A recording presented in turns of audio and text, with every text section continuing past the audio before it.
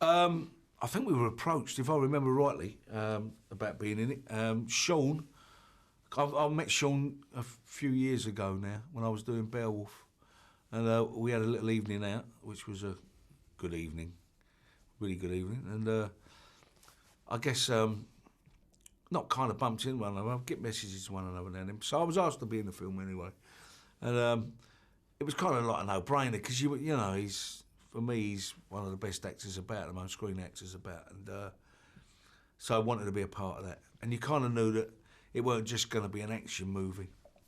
There was going to be something more intelligent about it than that. Not that there's anything wrong with action movies, because I love them, but this one had something about it because I think that's what Sean Penn brings to a film anyway.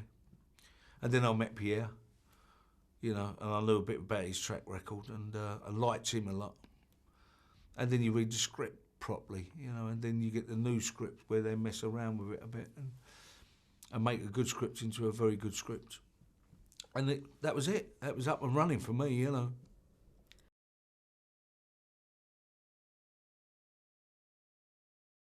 I don't know. Maybe subconsciously, I don't know. For me, you just look at how would you be in a situation. So I guess the answer is kind of yes in a way, but without actually having done it, because the atrocities that some of these guys have to go through and perpetrate and have to live with for the rest of their life, you think about, and I think that's what makes Stanley the man he is at the moment the film is taking place.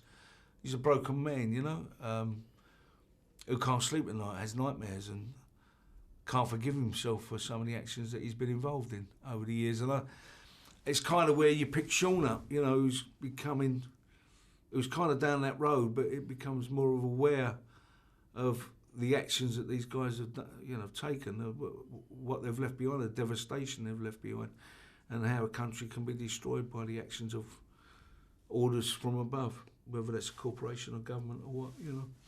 So I think that's Stanley's a lost soul, you know, rightly or wrongly.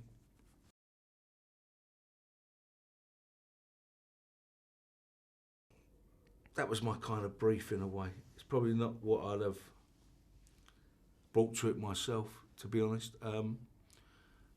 But I think probably the film needed that, and so I drew the short straw.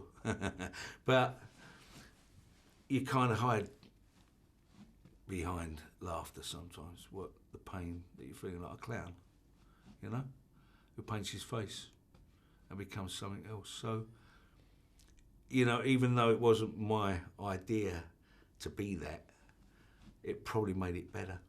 So it was probably a good note. I hate to have to say it, but I probably was wrong in the first place. But, you know, that's the way it goes. That's why you have producers sometimes and directors and that, because they give you the right note.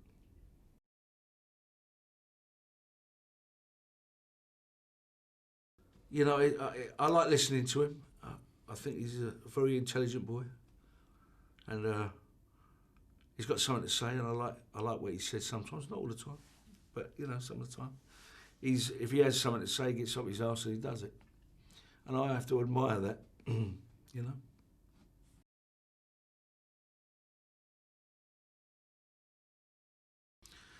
Probably someone who's probably about 98 years of age.